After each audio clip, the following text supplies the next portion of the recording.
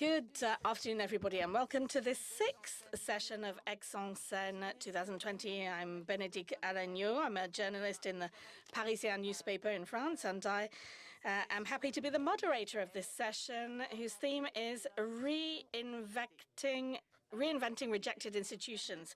So the people who will shed some light on this very ambitious theme are present in the studio: Julia KAGÉ, who is a professor of economy and political sciences at Parisien; Jean-Frédéric DE LEUSSE, who is a director of the board of UBS France; FOUCAULT, who is director of the CEVIPOF; and André, CARTAPANIS, who is a professor at political sciences X, a member of the Cercle of Economists, who will be coordinating this session. And we have the pleasure of being in video conference with the governor, Gabriel MAKHLOUF, from the Bank of Ireland; Randall, KROSZNER, who is professor of economy at the Booth School of Business of the University of Chicago; and last but not least, Paul Tucker, who is a researcher at the Harvard Kennedy School. Welcome to Paris, gentlemen, in a session of the Rencontre, which is, of course, rather particular due to the COVID. And our institution has really reinvented itself to bring you this 100% digital conference. So the audience is not here in the studio. We are at a good distance from each other. And we have already asked you the questions on the website, lesrencontreséconomiques.fr, under the section launching the debate. So we will be talking in turn. And after that, we will be answering the questions. André, CARTAPANIS, I will pass you the floor, and I suggest that you introduce our session. Thank you, Bénédicte, and hello, everybody. So it's my task to introduce the themes that have been chosen for this session, reinventing our institutions. So first of all, maybe a rather obvious comment.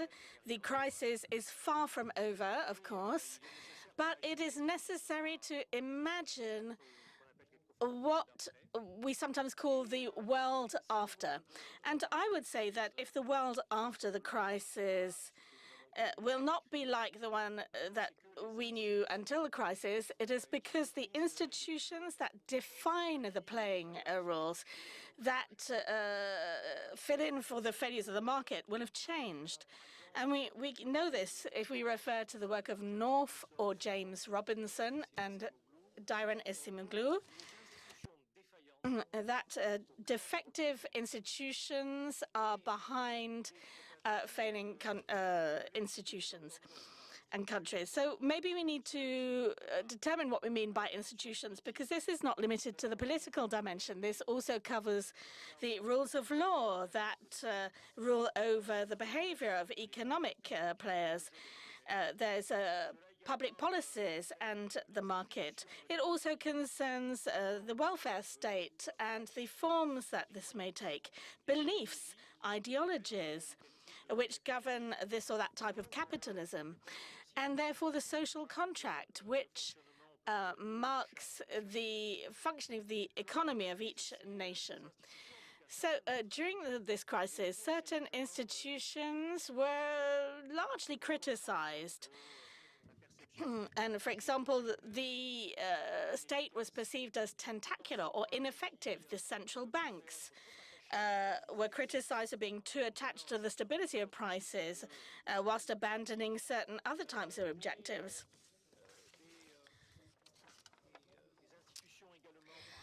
There are also institutions such as the prudential authorities that were the object of much criticism. So there are a certain number of questions. But it seems to me that faced with the crisis that is underway, which is far from over, there are a certain number of institutional changes which today would appear to be reasonable with regard to the reconstruction of an economic order which can not only cater for the failures, but with regard to what we're inheriting in terms of deregulation of the economy. So within this framework, there probably won't be new institutions that will modify the coherence of the different national economies, but I rather believe that we will see an incremental process with a certain number of modulations that are brought in terms of the form of organization and also in terms of the objectives. And this will be true with regard to what we've inherited from the past, but also with regard to the way in which the crisis was managed. I think there are lessons to be drawn with regard to these institutions and the situation that has developed over the past 4 or 5 months.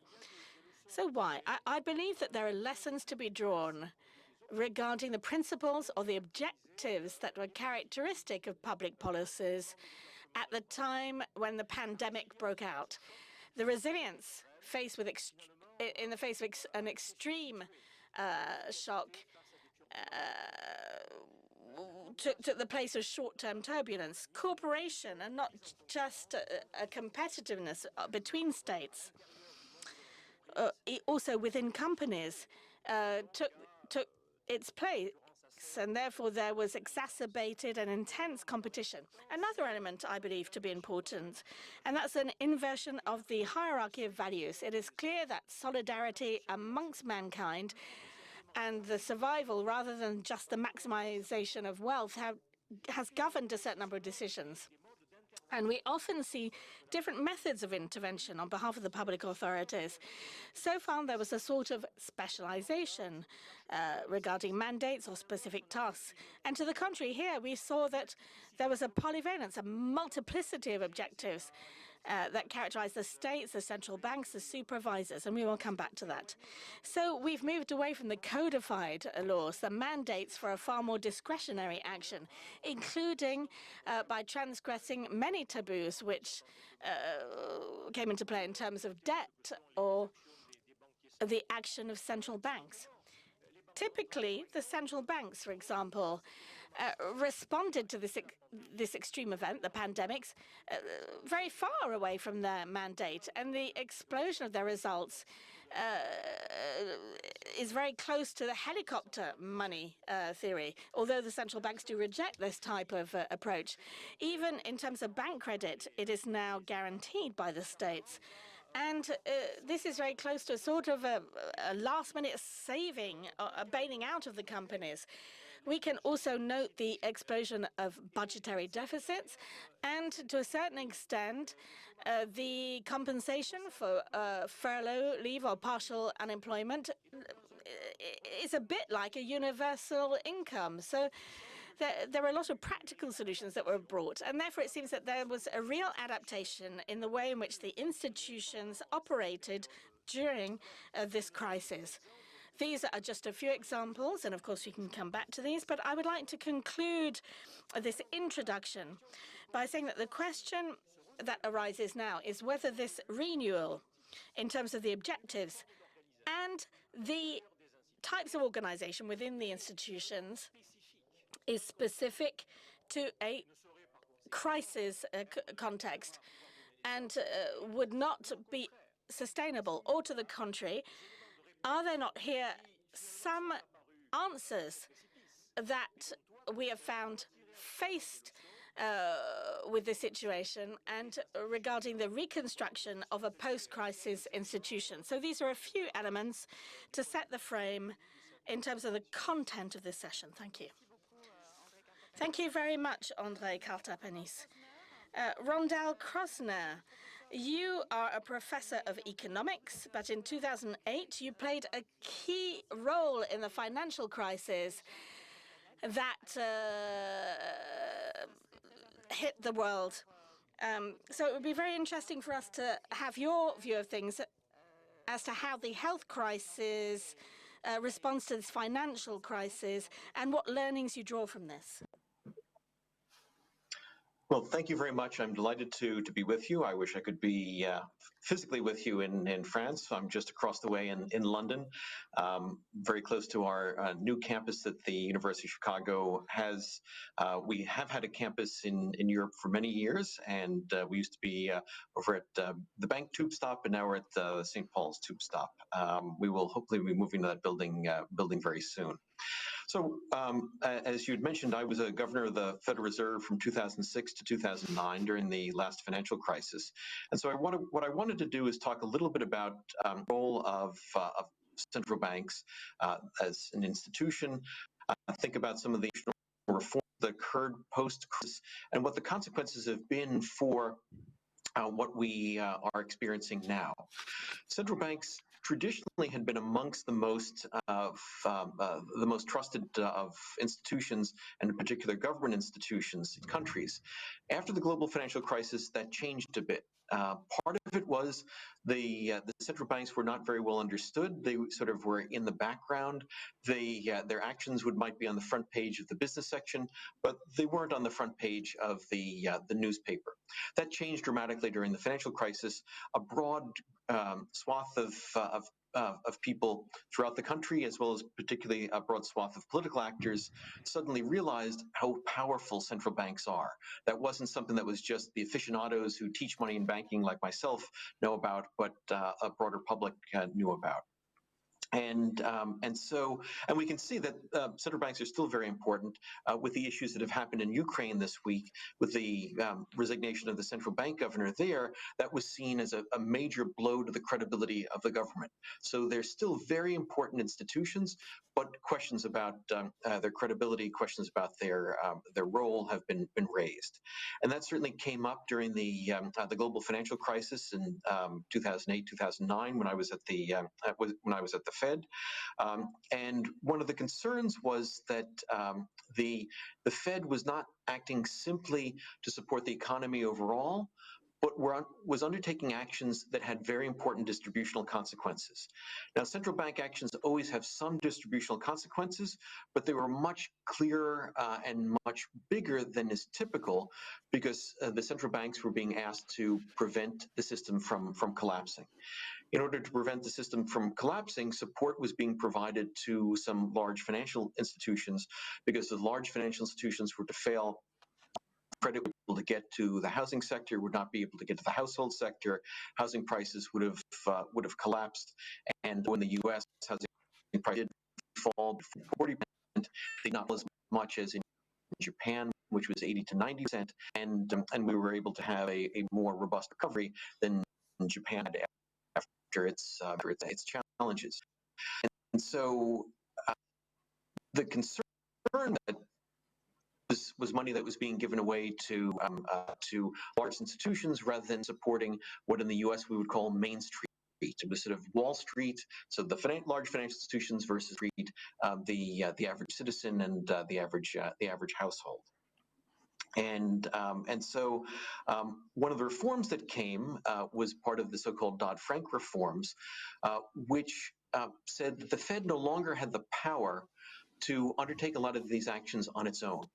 Because in the 1930s, the Fed was given powers to act boldly and aggressively when there were challenges in the economy, to be able to lend to institutions it normally wouldn't lend to, be able to undertake actions that it normally wouldn't do except in crisis times. Well, we did those while I was there, and I think that was important in stabilizing the system and providing the foundation for recovery and avoiding a repeat of the Great Depression. But it also raised a lot of ire of a lot of people, and so the Dodd-Frank reform said the Fed cannot do these things on its own anymore. It must get approval from the finance ministry, the U.S. called the Treasury, in order to do these things. Now, at the time I was there, we were coordinating very closely with Hank Paulson, who was the Secretary of Treasury, but we had the power to make the types of loans that we're doing, buy the types of assets we were doing on our own without asking for permission from anyone else. That was clearly within the powers of what the Congress had given to the Fed. And no one questioned that we'd gone beyond the powers that had been given to us. There were concerns that we just use those powers in ways that people felt weren't appropriate.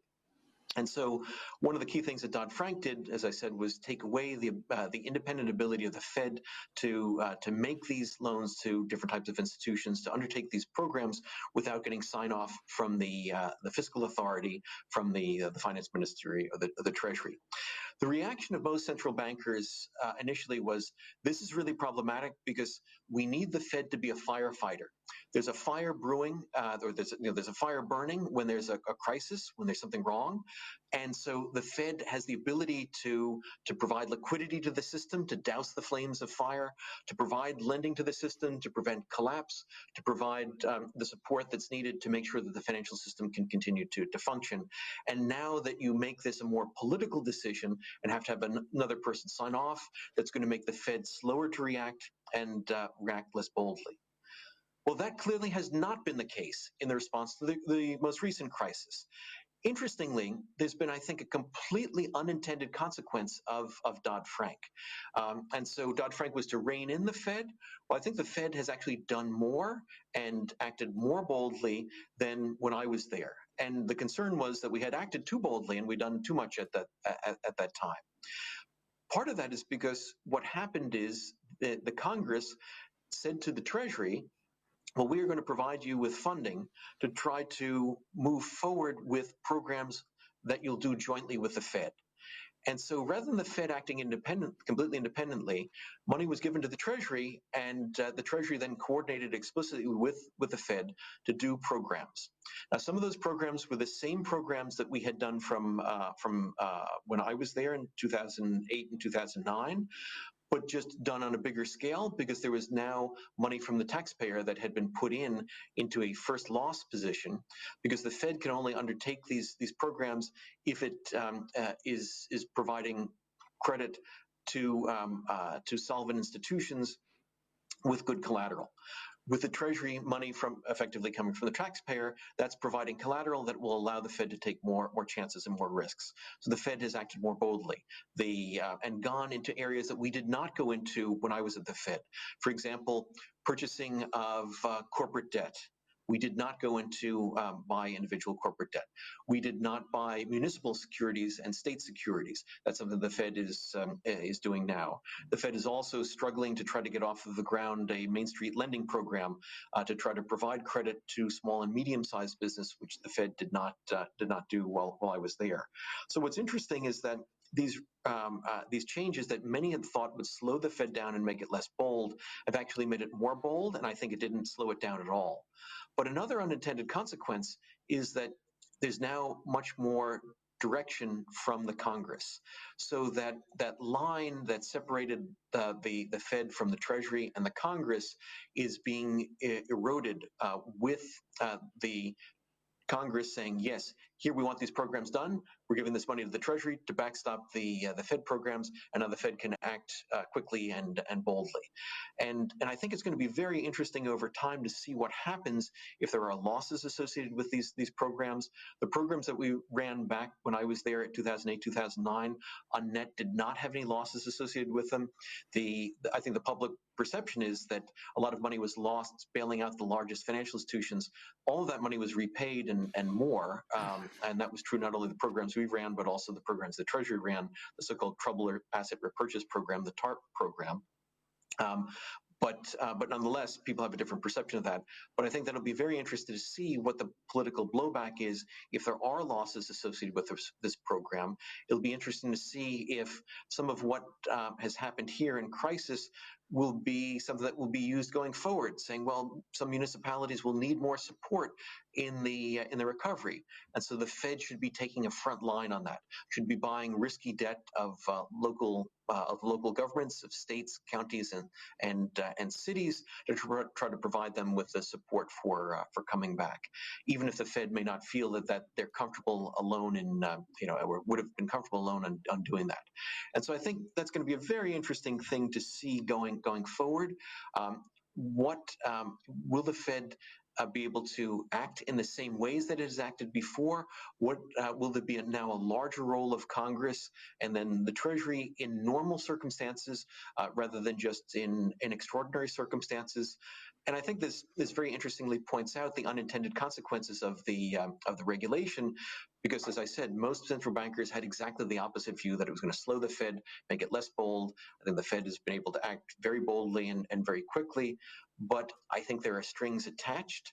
And I'll be very interested to hear what others on the panel, and particularly the current and former central bankers, think about the strings that may be attached going forward. Thank you.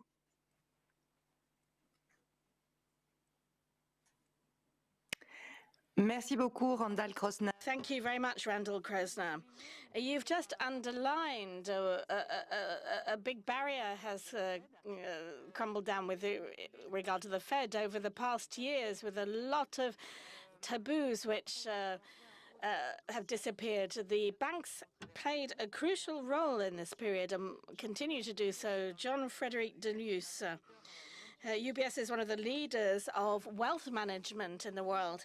I believe that you wish to underline the effectiveness that the bank system showed. You're their representative. Thank you. Thank you very much. At the beginning of the pandemic, the idea of the world after was spread. We would be more green, more national, more solidarity, more equality, less globalization, less liberal, and far more indebted, whatever the cost. Now, as we're pulling out of this health crisis, we can see that there is a recessive shock with massive layoffs and low morale, a crisis of common sense and reason. The institutions worked. And if they, we will see if they worked well or not. But if we must speak of the institution in the constitutional sense of the term quickly during this period, what can we say about the total capture of legislative power by the executive within the scope of the emergency status, with so many laws passed over the weeks? What can we say about the law of rehabilitation and subjects that were lateral? And what about the concomitant services and the legislative power between the hands of a civic panel? And most of their proposals have been approved by the government. What about the electoral body who refused to go and vote? So it's not my place to speak of these subjects, but I would like to make a preliminary comment on this theme. And I'm going to focus on an institution that I'm familiar with, the world of finances, and also to speak about the hospital system and health, which I'm familiar with for other reasons. The preliminary comment: the rejection of institution is often the ferment of populism. An institution can be criticized without being rejected, rejected without being defective, defective and yet applauded.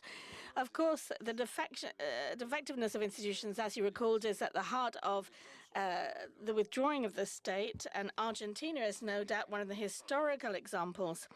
But is it the defection of the institution or that of mankind? The increasing populism that we've not been able to avoid. So our problem today is it the organization of the institution, or the rising, massive and aggressive increase of populism carried by the crisis, by new media, new networks, and deep-rooted cultural changes? If we want to reinvent institutions today, will we not be weakening them? I work in the world of finance.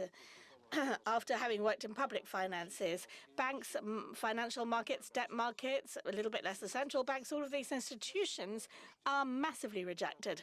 And yet, as recently recalled by Nicolas Bavret in an excellent editorial of the Le Point magazine, these institutions, contrary to many others, were not defective. The bank networks did not close down, or very little, contrary to certain public networks. Banking and financial activities practically did not lose ground, and sometimes grew with regard to the GDP. The banks have massively distributed the state-guaranteed loans in France for more than 110 billion, and therefore increasing their own risk by more than 11 billion, and which has allowed many companies very quickly to get through a problem of cash flow that could have been fatal to them. The central banks massively ensured the solvability of the states, as you said, by really with very different results. So would all of this have been possible without the support of central banks? Debt markets emitters, and without rocking the interest rate. Without the institutions, we would not have been able to get through this shock. Contrary to the previous crisis, the banks were not the problem, but they are the solution. And of course, yet there are many wrong ideas, not to reimburse the debt, but who would lend us the hundreds of millions of euros that France needs? Who took the risks during the crisis, if not the stakeholders of the banks? So regulating bankers who are criticized, but the previous round of regulation has considerably fragilized the European banking system to the benefit of the American system.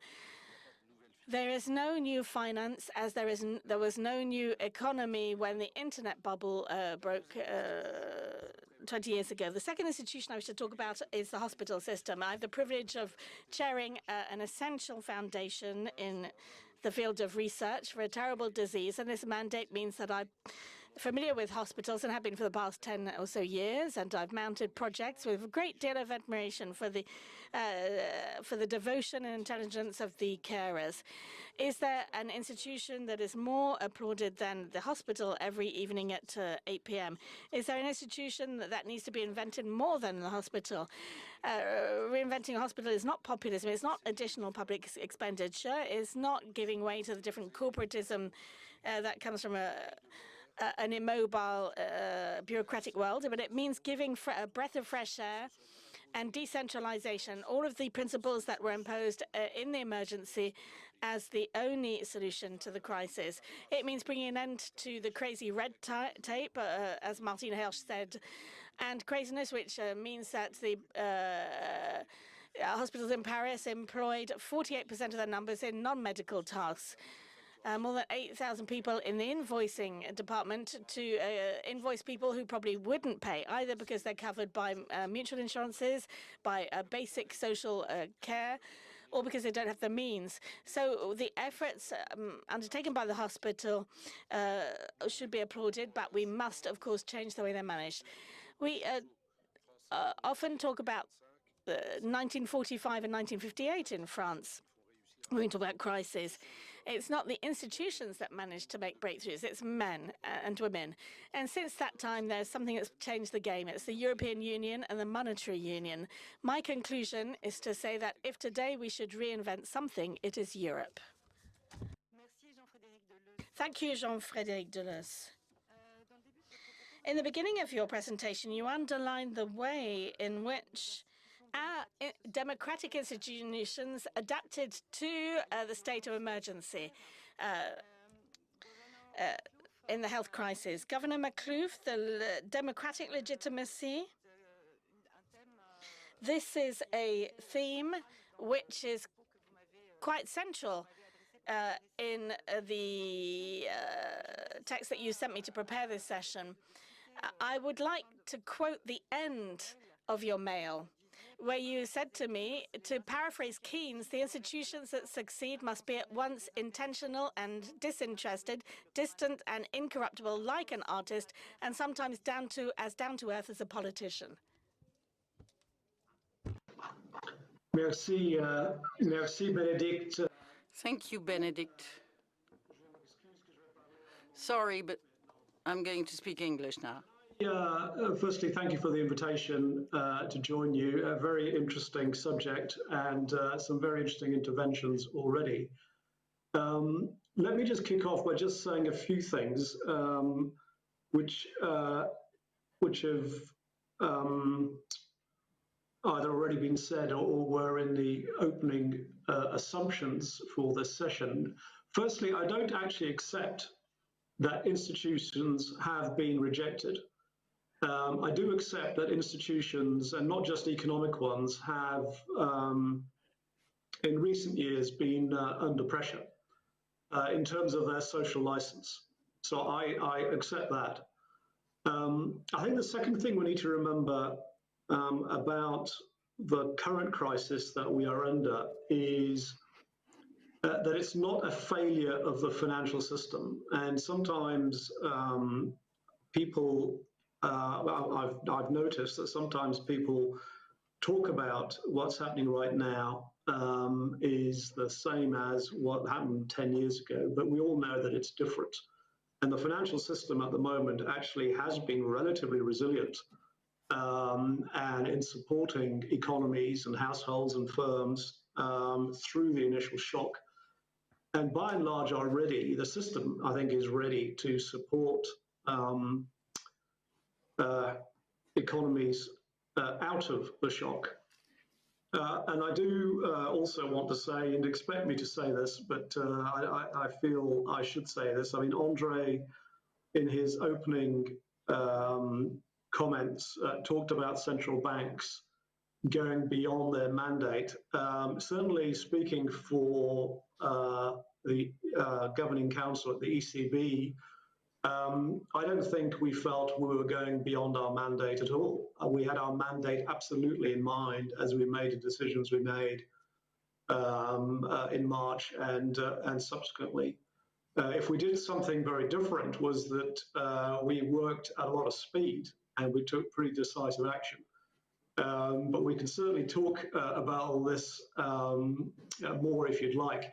I actually have what I describe as 8 propositions that well, 8 plus 1. One you've already mentioned, Bénédicte, but I just want to put on the table 8 propositions and to take the discussion from there. Firstly, institutions matter. And I think most economists would agree with that statement. It's not particularly radical, and I think most people will also accept that. They matter because they reduce uncertainty, they support investment, they help households, firms, governments to plan. And there's lots of literature to read about all that. Secondly, institutions that operate outside of the scope of electoral processes are more likely to make decisions based on the medium to long term than those that are subject to electoral process, to electoral judgment. Again, I think many of us will agree to that proposition. Thirdly, the mandates of successful policy-making institutions have democratic legitimacy.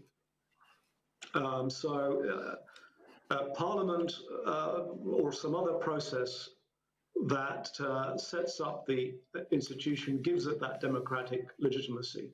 But I think that's essential for a policy-making institution to be successful. My next proposition is that institutions do need to be designed for context. So institutions that are designed for a particular context will not necessarily work in a different one. And by that, I mean that either cultural differences, so I think institutions that we all on this panel are familiar with, institutions that operate in Europe or in the OECD world, if I can put it that way, may not actually work in different cultural contexts, and vice versa. And also differences in terms of time. I think institutions that were set up at particular points in time may not be relevant to institutions today. And you know, one institution was the gold standard. And you know, I think there are probably people around the world who think the gold standard is where we should go back to, but I think, you know, it probably had its time and we need to move on. A more modern institution is the framework for free trade agreements that exist around the world. And I think that framework actually in that institution needs changing, and actually has changed. If you look at the Trans-Pacific Partnership Agreement, the final version of that is different in some important respects to others. So institutions do need to be designed for their context. My next proposition is that institutions that operate outside of the scope of electoral processes, in other words, independent agencies, as Paul Tucker described them in his book, they remain accountable to the community at large. So gaining a social license is not a one-off event. You need to keep earning it. My next proposition is that institutions live in ecosystems, and the more connected they are to those ecosystems, the stronger they are. So isolation is not healthy, and institutions need to be able to work with and be part of their ecosystem and other ecosystems, which complement each other, and all of them focusing, in my view, on the ultimate objective, which is to lift society's living standards. And what does that actually mean in practice? Well, for me, being connected to ecosystems means being able to engage with the public, being able to explain policy judgments clearly and quickly, being able to have the public understand what your role is, exposing the institutions need, certainly central banks, need to expose the degree of uncertainty that we work under. And it also means, if I can move more into more traditional central banking questions, I do think that one of living in an ecosystem means that you need to think about how monetary and fiscal policy work together. Understand the linkages, understand the impact of changes in each. My sixth, I think it's my sixth proposition, is that independence and independent agencies independence does not mean isolation. The more connected an institution is, the more effective it is. The greater diversity of views, experiences, and thinking that an independent agency can bring to the table, the more powerful and effective it can be. And my eighth and final proposition is that past success is not a determinant of future success. Institutions do need to adapt to changes in their ecosystems, and they're in greater danger of failing if they don't. If we only focus on preserving institutions, we may in fact end up weakening them.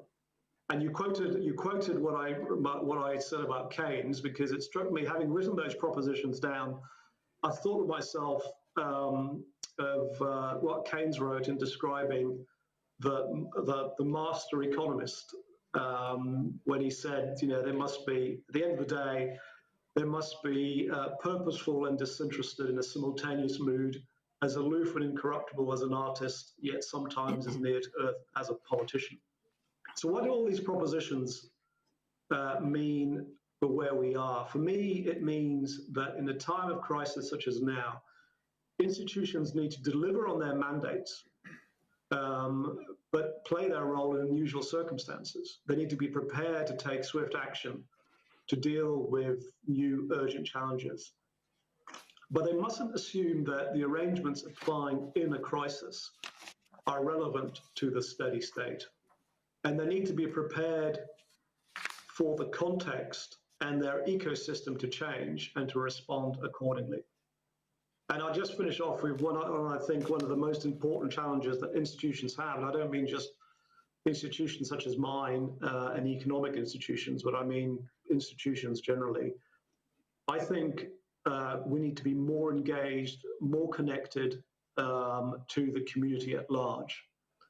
And as Robert Schiller may put it, I think we need to have a narrative that's fit for purpose, that people understand and understand what we're doing and why.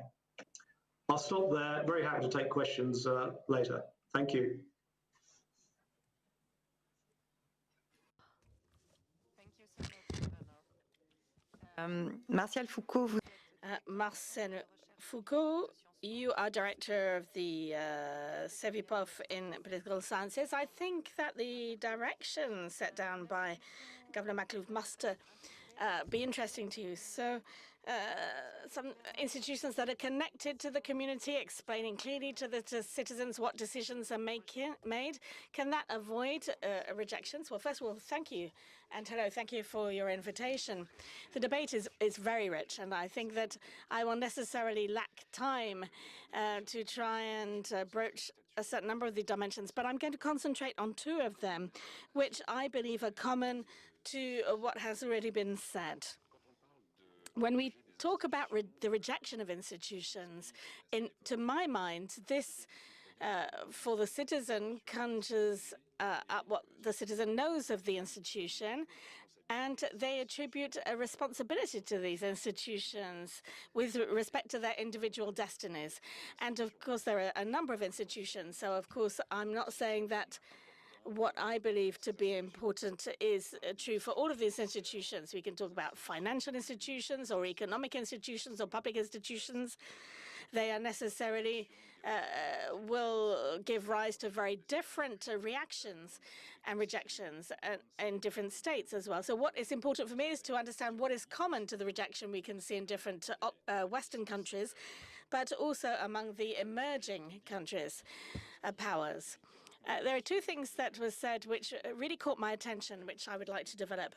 You said, sir, that what was important is that the way in which the institutions are incarnated, the role of the people who manage these institutions. And for me, indeed, this is essential, because there is one point which is indisputable when we speak of institutions. Let's take the case of political institutions.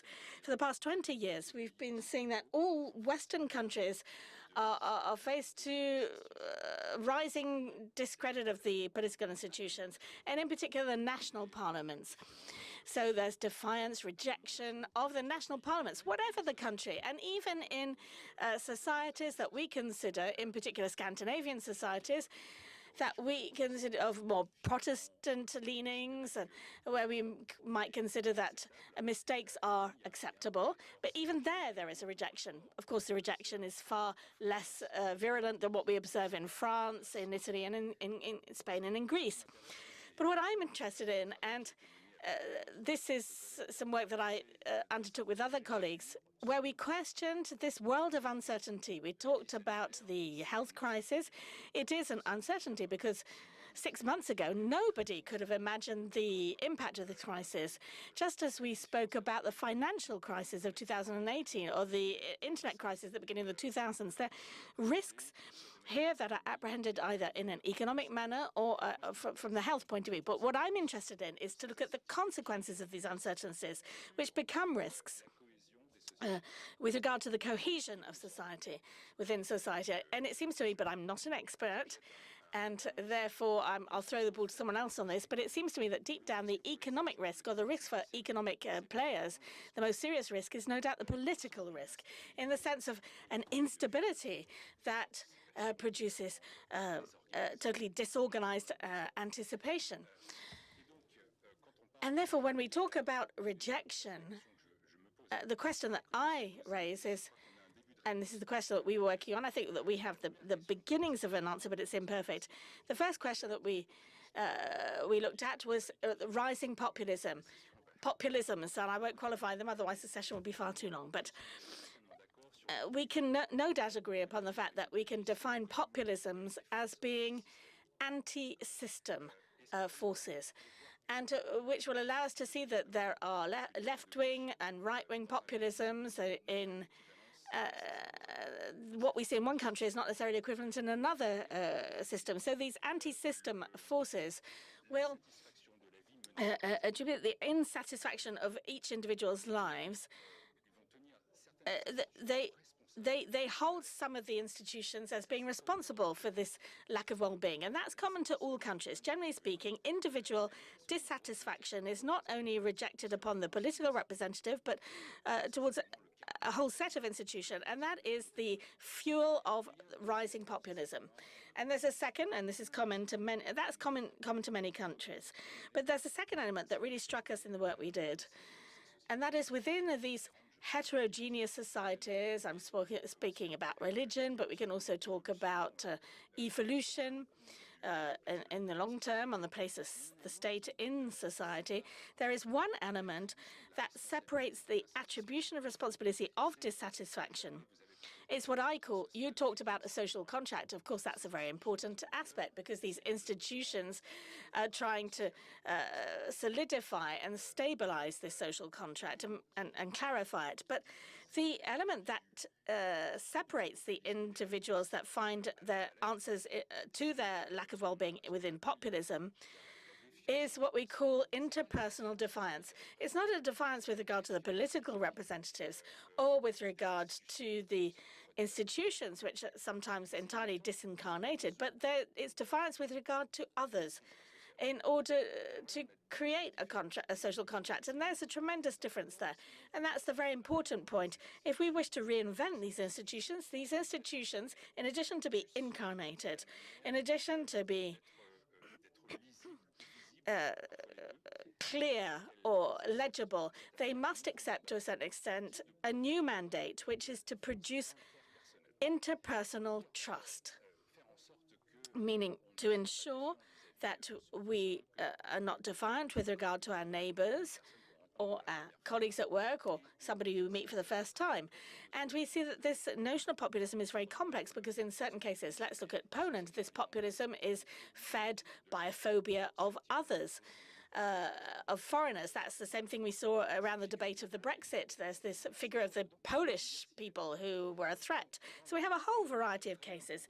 So the way in which we reinvent these institutions, I believe, and of course, I'm very modest here because I really cannot say that this is the philosophical cornerstone, but we must re-establish the trust with the people and between the people and institutions. But when the governor talked about the electoral institutions, and we said, well, we shouldn't make these responsible for everything because they're subject to much instability. Maybe we can see things differently. Individuals, citizens, in order to attain happiness, and that is a very complex notion and sometimes very difficult to quantify. Maybe we shouldn't even try to quantify it. But deep down, citizens are demanding a certain democratic legitimacy on behalf of these institutions, which doesn't mean that they must necessarily go through an electoral process to appoint the members. That's not the point. What they want is that we understand that's what a historian such as Pierre Rosanvallon in France calls the question of the attribution of responsibility, the accountability that we often use. So accountability, responsibility, there must be a link of accountability that is established so that the citizens can understand that to some extent we can have a bad government, but what about the institutions? When institutions fail, when they fail, it means that they didn't act, but they didn't act for the national community. They acted for certain groups, and I don't want to introduce the question of inequalities now, but this is the way in which people perceive the policies, be they public for the state or monetary policies for monetary institutions. And they have a very strong feeling, otherwise it would not be eruptive. We've seen this over a long period, that they have the feeling that they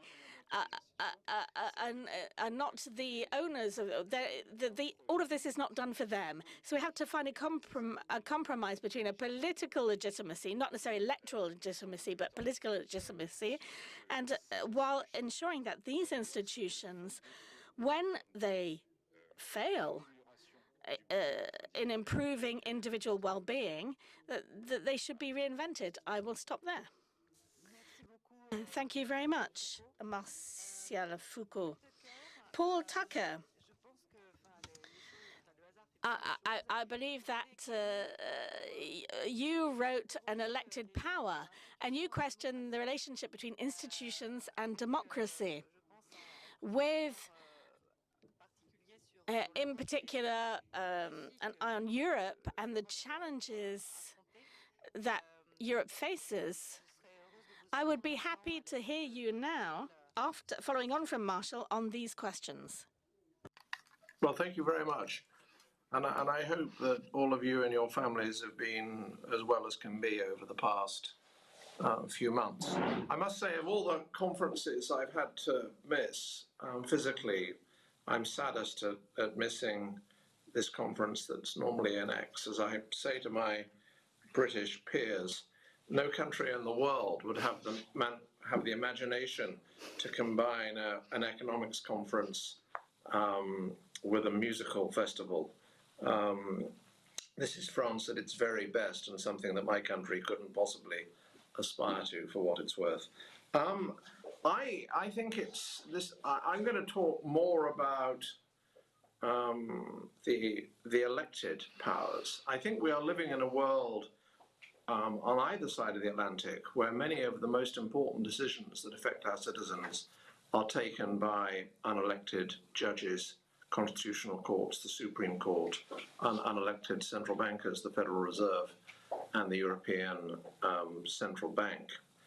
And I think the point rightly made that these unelected institutions have been acting within their legal mandates, which I have no doubt they are especially careful about, misses an important point, which is that I think it would have come as a surprise to our parents, let alone our grandparents, that so many of the great moral decisions are taken by judges, and that so many of the great economic interventions to sustain living standards and avoid disaster sometimes for our citizens are taken by unelected financial officials rather than by elected governments. And at the heart of this, at least as far as central banking is concerned, I think lies the following, which in my book I describe as the grand dilemma of central banking. It is necessary for legitimacy that an independent central bank should have clear objectives that we can monitor. That's what an inflation target provides for monetary policy. By contrast, elected financial officials and elected government more generally have powers and a desire to be re-elected, but actually have very few obligations to act at all. And so when something goes wrong, as it did in 2007, 2008, and as it has recently, the elected officials are able to sit on their hands knowing that the central bank will step into the vacuum. And the central banks will then manage to interpret and develop the application of their mandates in novel ways. And I think too much of the debate about this is about central banks.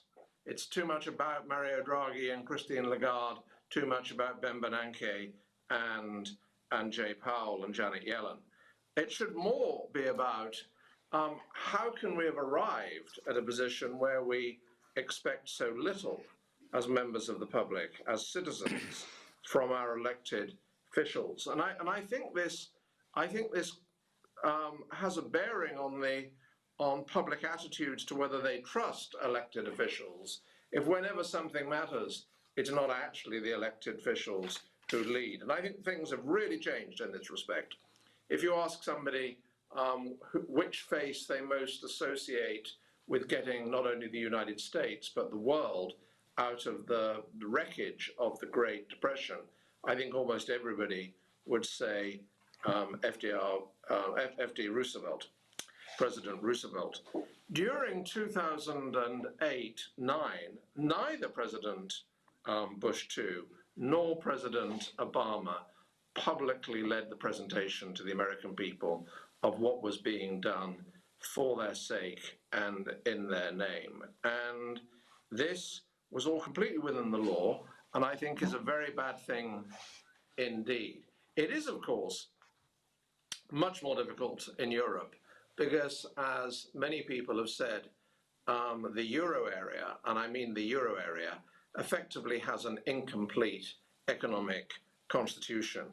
I am among the many orthodox economists, some of whom have led the ECB until recently, and perhaps today as well, who do not believe that the monetary union can have sound foundations without some kind of fiscal union to accompany it. And it has been an extraordinary exercise in risk-taking that the political classes across Europe have managed to go on for so long without a fiscal union of some kind, and maybe that will be repaired this year. And I think it's symptomatic of something rather remarkable, that just as the introductory speaker said, just as economists about a quarter of a century ago finally started to grasp that it was institutions that really mattered to prosperity and economic stability, everybody else seemed to lose interest in institutions and constitutions altogether. And I think if we're to repair our societies, we will have to be interested not just in the design of central banks, but in political parties, in electoral rules, in the terms of employment and remuneration of civil servants.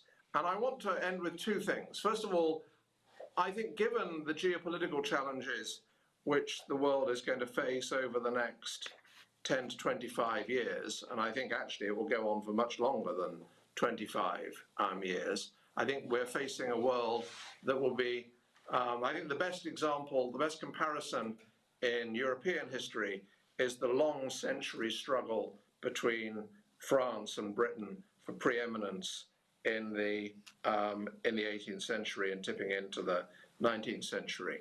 I think something like that faces us between the West and the People's Republic. And so we better make our institutions work, not so as to do better than China, but so as to hold our own and arrive at a safe and sound multilateral world that includes them. And I have one proposal for the EU on this, and now I mean the EU. And this was a proposal that I aired at the very first time I spoke at this conference in 2016, which is that it is and I felt this when Britain was a member of the European Union as a citizen, but couldn't say so because I was in office. It is deeply problematic that the Council of Ministers can meet as a legislative body, effectively the Senate of the European Union, and yet it is not visible for people to watch. And what this means, and I think it's meant this in Paris, it meant it big time in the UK in the past, is it is possible for the elected politicians of the member states to say one set of things and adopt one stance in the Council as part of finding consensus, but say a somewhat different set of things when they go back to their capitals. I think if any institutional reform could have avoided Brexit if taken 10 years before, this would have been it. But I think it's more important than Brexit. There is a problem for our part of the world, for our continent, if the most important legislative body in our continent, which is the Council of Ministers of the European Union, is opaque, freeing ministers to say different things in capitals than they say when they're together. Thank you very much.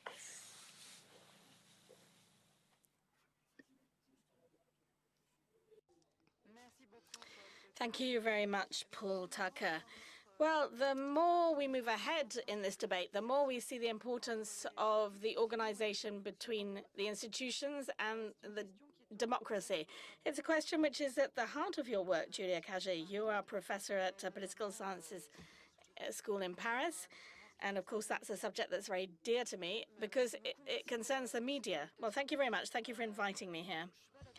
I do not agree with a lot of what has been said here. And in particular, I do not agree with the systematic use of the word populism. And I think that the fact of defining populism as anti-system forces means that we don't think about the dysfunctioning of the system itself, and in particular the dysfunctioning of the institutions within the system. I would like to come back to what Mr. Jean-Frédéric De Leussse said on the recourse to a draw system. Why today are people so favorable to proceed with draws? Well, quite simply because we see that there is a very strong deficit of representativity, and in particular within our parliaments. If you look at the parliament in France, and it's true in a certain number of other countries, and you look at the composition, firstly in terms of gender, we could today have hoped that a woman would be part of the government as a prime minister, but it's not the case. But talk about the government in terms of gender, diversity, visible and invisible minorities, and representativity of the different social classes. There is no representativity within the parliament. Therefore, you have citizens who would like to live within a representative democracy, representative in a descriptive sense of the term, who do not feel that they're represented by this parliament, and who, yes, denounce the current system and suggest that we proceed with a draw because that would allow representativity, and that's the reason for this. And we could reform the institutions and install rules as we did in terms of equal numbers of men and women, and also think in terms of social representativity to have a more representative parliament. And then we would improve the institutions in doing so, and we would avoid the institutions from being criticized. You also talked about the very low participation in the last municipal elections in France. Well, it's to do with the context, of course, but we all know that you can't hide behind the little finger of the COVID. And even apart from the COVID, we can see that people, fewer and fewer people are coming out to vote. We should question why people don't want to vote anymore and why the citizens decide not to go and vote. Why don't they come and vote anymore? When we question them, it's partly because they no longer trust, firstly, the political representatives who are not very representative, and secondly, because they no longer trust the electoral system itself.